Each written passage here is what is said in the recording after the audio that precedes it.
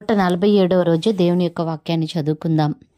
యోబు గ్రంథము 33వ అధ్యాయము. యోబు, దయచేసి నా వాదం నాలకించుము, నా మాటలన్నీ చెవిని పెట్టుము. ఇదిగో నేను మాటలాడనారంభించి తిని, నా నోట నా నాలుక ఆడుచున్నది. నా మాటలు నా హృదయ యథార్థతను తెలుపుచున్నవి. నా పెదవులు జ్ఞానమును యథార్థముగా పలుకును. దేవుని ఆత్మ నన్ను సృజించెను. సర్వశక్తుని యొక్క శ్వాసము నాకు జీవమిచ్చెను. నీ చేతనైన ఎడల నాకుత్తరమిమ్ము. నా ఎదుట నీ వాదము సిద్ధపరచుకొనుము. వ్యాజ్యమాడుము. దేవుని ఎడల నేనును నీ వంటి వాడను. నేనును జిగటమంటితో చేయబడిన వాడని. నా వలని భయము నిన్ను బెదిరించదు. నా చెయ్యి నీ మీద బరువుగానుండదు. నిశ్చయముగా నీ పలుకులు నా చెవిని బడెను. నీ మాటల ధ్వని నాకు వినబడెను. ఏమనగా, నేను నేరము లేని పవిత్రుడను, మాలిన్యము లేని పాపరహితుడను. ఆయన నా మీద తప్పులు పట్టించుటకు సమయము వెదుకుచున్నాడు. నన్ను తనకు పగవానిగా భావించుచున్నాడు. ఆయన నా కాళ్లను బొండలో బిగించుచున్నాడు. నా త్రోవలన్నిటినీ కనిపెట్టుచున్నాడని నీవనుచున్నావు. ఈ విషయంలో నీవు న్యాయము కనిపెట్టలేదు. నేను నీకు ప్రత్యుత్తరము చెప్పెదను. తన క్రియలలో దేని గూర్చియు ఆయన ప్రత్యుత్తరమియ్యడు. దేవుడు నరుల శక్తికి మించినవాడు. నీవేళ ఆయనతో పోరాడుదువు? దేవుడు ఒక్కమారే పలుకును, 2 మారులు పలుకును. అయితే మనుషులది కనిపెట్టరు. మంచము మీద కునుకు సమయమున గాఢనిద్ర పట్టునప్పుడు, కలలో రాత్రి కలుగు స్వప్నములలో నరులు గర్విష్ఠులు కాకుండా చేయునట్లు, తాము తలచిన కార్యము వారు మానుకొన చేయునట్లు, గోతికి పోకుండా వారిని కాపాడునట్లు, కత్తి వలన నశింపకుండా వారి ప్రాణమును తప్పించునట్లు ఆయన వారి చెవులను తెరవచేయును. వారి కొరకు ఉపదేశము సిద్ధపరచును. వ్యాధి చేత మంచమెక్కుట వలనను, ఒకని ఎముకలలో ఎడతెగని నొప్పులు కలుగుట వలనను వాడు శిక్షణము నొందును. రొట్టెయు రుచిగల ఆహారమును వానికి అసహ్యమగును. వాని శరీర మాంసము క్షీణించిపోయి వికారమగును. బయటకి కనబడకుండిన ఎముకలు పైకి పొడుచుకొని వచ్చును. వాడు సమాధికి సమీపించును. వాని ప్రాణము సంహారకుల యొద్దకు సమీపించును. నరులకు యుక్తమైనది ఏదో దానిని వానికి తెలియజేయుటకు వేలాది దూతలలో ఘనుడకు ఒకడు వానికి మధ్యవర్తి అయ్యుండిన ఎడల, దేవుడు వాని యందు కరుణజూపి పాతాళంలోనికి దిగి వెళ్లకుండా వానిని విడిపించును. ప్రాయశ్చిత్తము నాకు దొరికినని సెలవిచ్చును. అప్పుడు వాని మాంసము బాలుర మాంసము కన్నా ఆరోగ్యముగా నుండును. వానికి తన చిన్ననాటి స్థితి తిరిగి కలుగును. వాడు దేవుని బతిమాలు కొనిన ఎడల ఆయన వానిని కటాక్షించును. కావున వాడు ఆయన ముఖము చూచి సంతోషించును. ఈలాగున నిర్దోషత్వము ఆయన నరునికి దయచేయును. అప్పుడు వాడు మనుషుల ఎదుట సంతోషించుచు ఇట్లని పలుకును: యథార్థమైన దానిని వ్యత్యాసపరచి నేను పాపము చేసి తిని, అయినను దానికి తగిన ప్రతీకారము నాకు చేయబడలేదు. కూపంలోనికి దిగిపోకుండా నా ప్రాణమును ఆయన విమోచించియున్నాడు. నా జీవము వెలుగును చూచుచున్నది. ఆలోచించుము. నరులు సజీవులకుండు వెలుగుచేత వెలిగింపబడినట్లు కూపముల నుండి వారిని మరలా రప్పింపవలనని మానవుల కొరకు 2 సారులు 3 సారులు ఈ క్రియలన్నిటినీ దేవుడు చేయువాడై ఉన్నాడు. యోబు, చెవిని పెట్టుము, నా మాట ఆలకింపుము. మౌనముగా నుండుము, నేను మాటలాడెదను. చెప్పవలసిన మాట ఏదైనా నీకున్న ఎడల నాతో ప్రత్యుత్తరము చెప్పుము. మాటలాడుము, నీవు నీతిమంతుడవని స్థాపింపగోరుచున్నాను. మాట ఏమీయూ లేని ఎడల నీవు నా మాట ఆలకింపుము. మౌనముగా నుండుము, నేను నీకు జ్ఞానము బోధించెదను. యోబు గ్రంథము 34వ అధ్యాయము.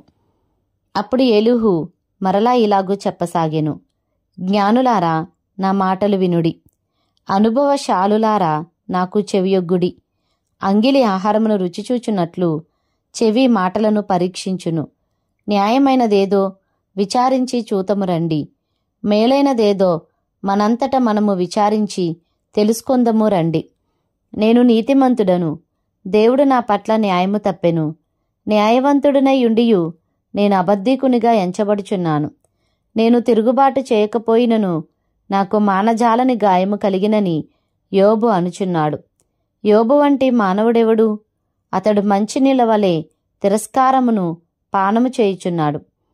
అతడు చెడుతనము చేయువారికి చెలికాడాయెను, భక్తిహీనులకు సహవాసి ఆయెను. నరులు దేవునితో సహవాసము చేయుట వారికేమాత్రమును ప్రయోజనకరము కాదని అతడు చెప్పుకొనుచున్నాడు. విజ్ఞానము గల మనుషులారా, నా మాట ఆలకించుడి. దేవుడు అన్యాయము చేయుట అసంభవము, సర్వశక్తుడు దుష్కార్యము చేయుట అసంభవము. నరుల క్రియలకు తగినట్టుగా ఫలము ఆయన వారికిచ్చును. అందరికీ వారి వారి మార్గములను బట్టి వారికి ఫలమిచ్చును. దేవుడు ఏమాత్రమును దుష్కార్యము చెయ్యడు. సర్వశక్తుడు న్యాయము తప్పడు. ఎవడైనా భూమిని ఆయనకు అప్పగింత పెట్టెనా? ఎవడైనా సర్వప్రపంచ భారమును ఆయనకు అప్పగించెనా? ఆయన తన మనస్సు తన మీదనే ఉంచుకొనిన ఎడల తన శ్వాస నిశ్వాసములను తన యొద్దకు తిరిగి తీసుకొనిన ఎడల శరీరులందరూ ఏకముగా నశించెదరు, నరులు మరలా ధూళి అయిపోదురు. కావున దీని విని వివేచించుము, నా మాటలను ఆలకింపుము. న్యాయమును ద్వేషించువాడు లోకము నేలునా? న్యాయ సంపన్నుడైన వాని మీద నేరము మోపుదవా? నీవు పనికిమాలిన వాడవని రాజుతోనైనను, మీరు దుష్టులని ప్రధానులతోనైనను అనవచ్చునా? రాజుల ఎడల పక్షపాతము చూపని వానితోనూ, బీదల కన్నా ధనము గల వారిని ఎక్కువగా చూడని వానితోనూ అలాగు పలుకుట తగునా? వారందరూ ఆయన నిర్మించిన వారు కారా? వారు నిమిషంలో చనిపోదురు. మధ్యరాత్రి ప్రజలు కల్లోలము నొంది నాశనమగుదురు. బలవంతులు దైవికముగా కొనిపోబడెదరు. ఆయన దృష్టి నరుల మార్గముల మీద నుంచబడి ఉన్నది. ఆయన వారి నడకలన్నీయు కనిపెట్టి చూచుచున్నాడు. దుష్క్రియలు చేయువారు దాగుకొనుటకు చీకటి అయినను మరణాంధకారమైనను లేదు. ఒకడు న్యాయ విమర్శలోనికి రాకముందు బహుకాలము అతనిని విచారణ చేయుట దేవునికి అగత్యము లేదు. విచారణ లేకుండానే బలవంతులను ఆయన నిర్మూలము చేయుచున్నాడు. వారి స్థానమున ఇతరులను నియమించుచున్నాడు. వారి క్రియలను ఆయన తెలుసుకొనుచున్నాడు. రాత్రియందు ఆయన నాశనము కలుగజేయగా వారు నలుగొట్టబడుదురు. దుష్టులని బహిరంగముగానే ఆయన వారిని శిక్షించును. ఏలైనగా వారు ఆయనను అనుసరించుట మానిరి. ఆయన ఆజ్ఞలలో దేనినైనను లక్ష్యపెట్టకపోయిరి. బీదల మొర్రను ఆయన యొద్దకు వచ్చినట్లు చేసిరి. దీనుల మొర్రను ఆయనకు వినబడునట్లు చేసిరి. ఆయన సమాధానము కలుగజేసిన ఎడల శిక్ష విధింపగలవాడెవడు? ఆయన తన ముఖమును దాచుకొనిన ఎడల ఆయనను చూడగలవాడెవడు? అది అనేకులను గూర్చినదైనను ఒకటే, ఒకని గూర్చినదైనను ఒకటే. భక్తిహీనులు రాజ్యపరిపాలన చేయకుండునట్లు, వారు ప్రజలను చిక్కించుకొనకుండునట్లు బలవంతులను ఆయన నిర్మూలము చేయుచున్నాడు.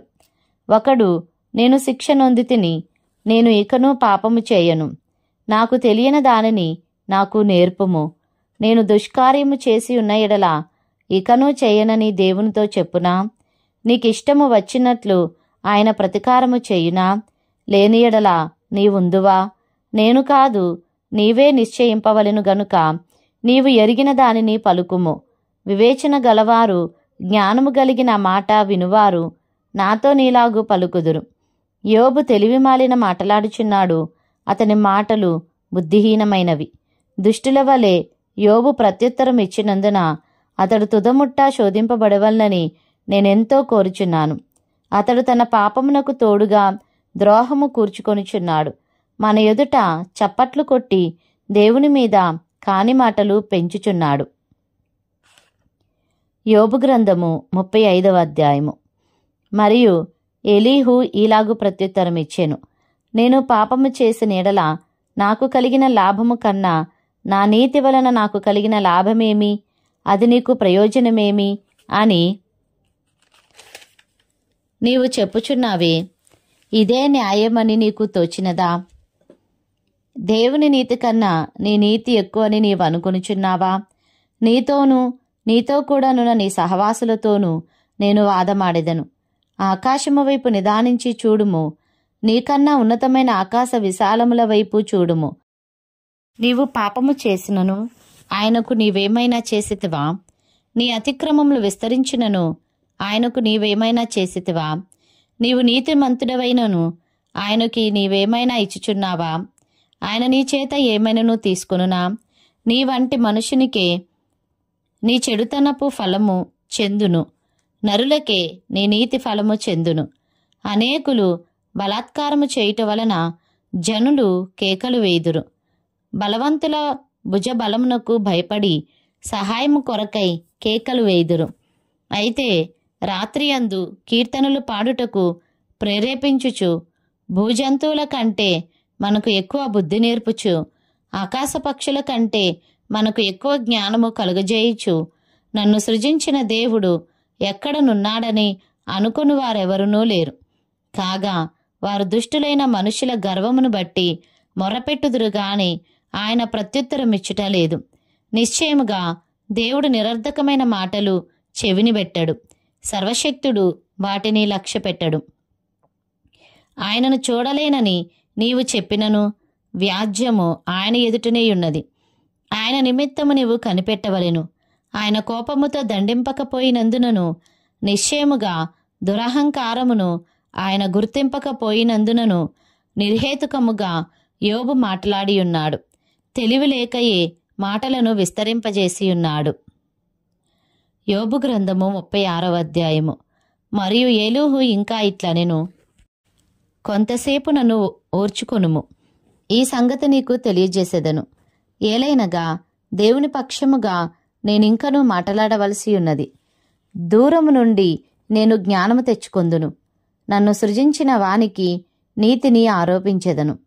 నా మాటలు ఏమాత్రమునూ అబద్ధములు కావు.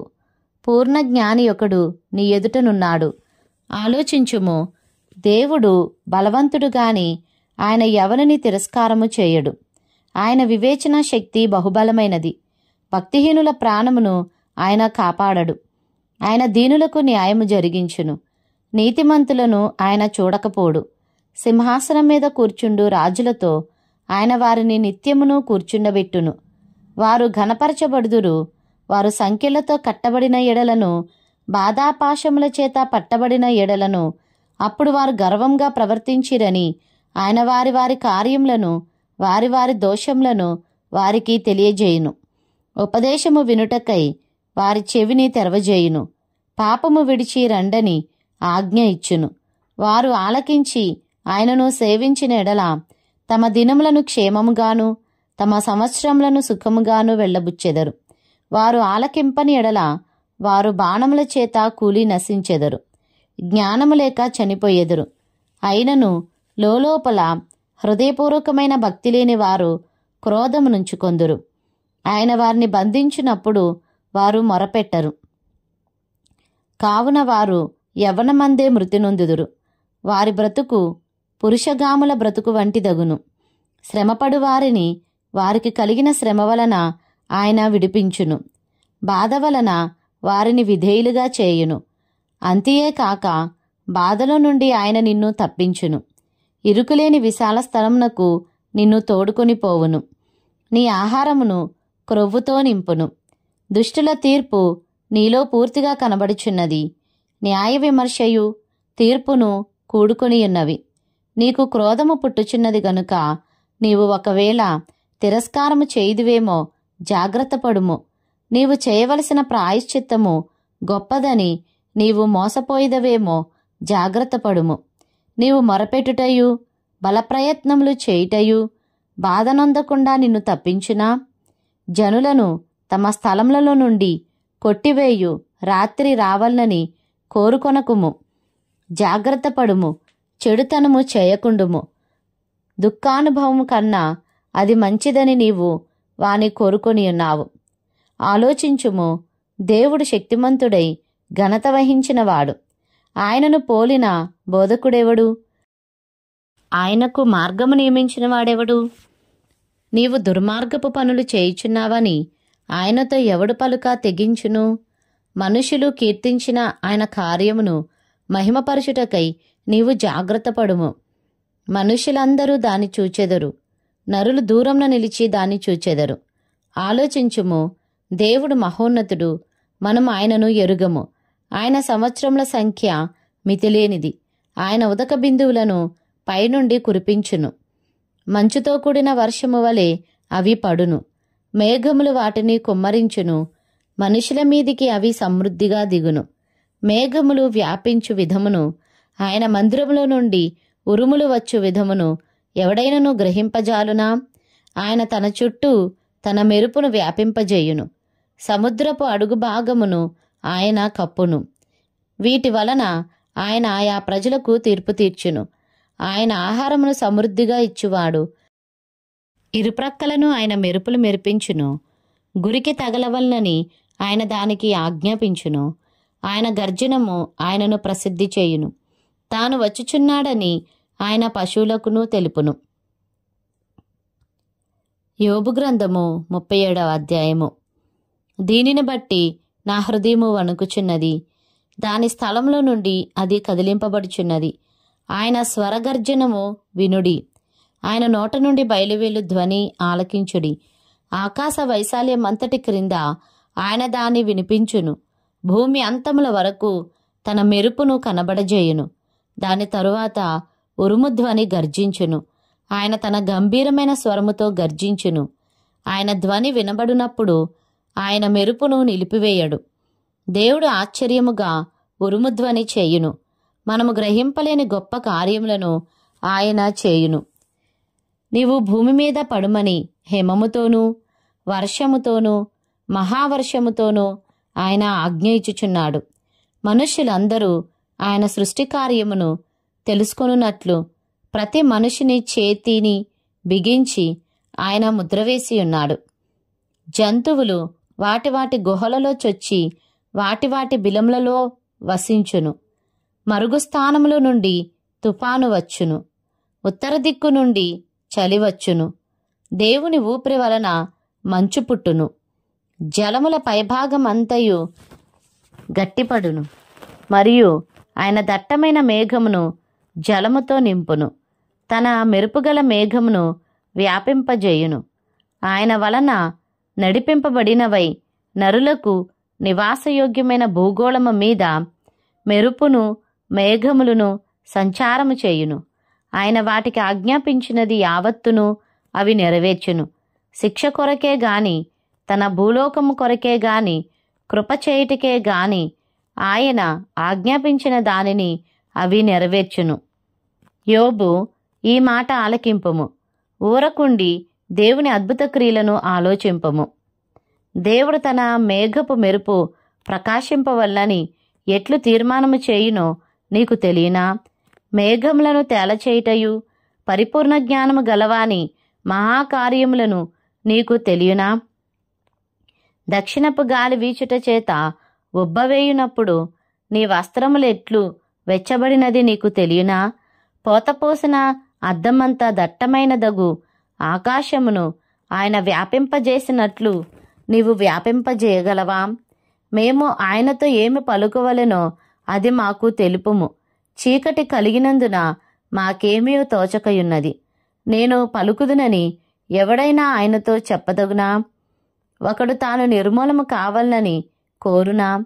ఉన్నతమైన మేఘములలో ప్రకాశించు ఎండ ఇప్పుడు కనబడకయున్నను గాలి మేఘములను పోగొట్టి దాని తేటగా కనపరుచును. ఉత్తర దిక్కున సువర్ణ ప్రకాశము పుట్టును. దేవుడు భీకరమైన మహిమను ధరించుకొని ఉన్నాడు. సర్వశక్తుడగు దేవుడు మహాత్యము గలవాడు. ఆయన మనకు అగోచరుడు. న్యాయమును నీతిని ఆయన ఏమాత్రమును చెరుపడు. అందువలన నరులు ఆయన యందు భయభక్తులు కలిగియుందురు. తాము జ్ఞానులమనుకొను వారిని ఆయన ఏమాత్రమును లక్ష్యపెట్టడు.